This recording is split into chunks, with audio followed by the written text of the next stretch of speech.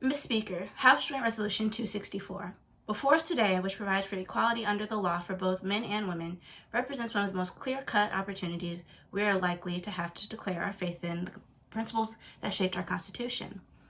It provides a legal basis for attack on the most subtle, most pervasive, and most institutionalized form of prejudice that exists. Discrimination against women solely on the basis of their sex is so widespread that it seems to many persons normal, natural, and right.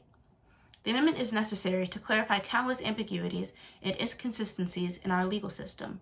For instance, the Constitution guarantees due process of law in the 5th and 14th Amendments, but the applicability of the due process of sex discrimination is not clear. Women are excluded from some state colleges and universities. In some states, restrictions are placed on married women who engages in independent business. Women may not be chosen for some juries. Women even receive heavier criminal penalties than men who commit the same crime. What would the legal effects of the Equal Rights Amendment really be? The Equal Rights Amendment would govern only the relationship between the state and its citizens, not relationships between private citizens. The amendment would be largely self-executing. That is, and the federal or state laws in conflict would be ineffective 1 year after date of ratification without further action by the Congress or state legislatures. There are objections raised to wiping out laws protecting women workers. No one would condone exploitation, but what does sex have to do with it? Working conditions and hours that are harmful to women are harmful to men. Wages that are unfair for women are unfair for men. Laws setting employment limitations on the basis of sex are irrational, and the proof of this is their inconsistency from state to state. The physical characteristics of men and women are not fixed, but cover two wide pans that have a great deal of overlap. It is obvious, I think, that a robust woman could be more fit for physical labor than a weak man. The choice of occupation would be determined by individual capabilities, and the rewards for equal works should be equal.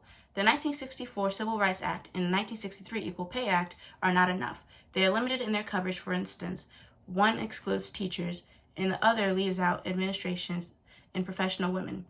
The Equal Employment Opportunity Commission has not proven to be an adequate device, with its power limited to investigation, consultation, and recommendation to the Justice Department. In its cases involving sexual discrimination, it has failed in more than one half. The Justice Department has been even less effective. It has intervened in only one case involving discrimination on the basis of sex, and this was on a procedural point. In a second case, in which both sexual and racial discrimination were alleged, the racial bias was charged, but was given far greater weight. Evidence of discrimination on the basis of sex should hardly have to be cited here. It is in the Labor Department's employment and salary figures for anyone who is still in doubt. Its elimination will involve so many changes in our state and federal laws that without the authority and impetus of this proposed amendment, it will perhaps take another 194 years before we cannot be parties to continuing a delay as long as organized legal systems at one of the most respected, most feared of institutions continue to differentiate sharply in treatment or in words between men and women in the basis of irrelevant and artificially created distinctions. The likelihood of men and women coming to regard of one another primarily as fellow human beings and only secondary as representatives of another sex will continue to be remote. When men and women are prevented from recognizing one another's essential humanity by sexual prejudices, nourished by legal as well as social institutions, society as a whole remains less than it could otherwise become.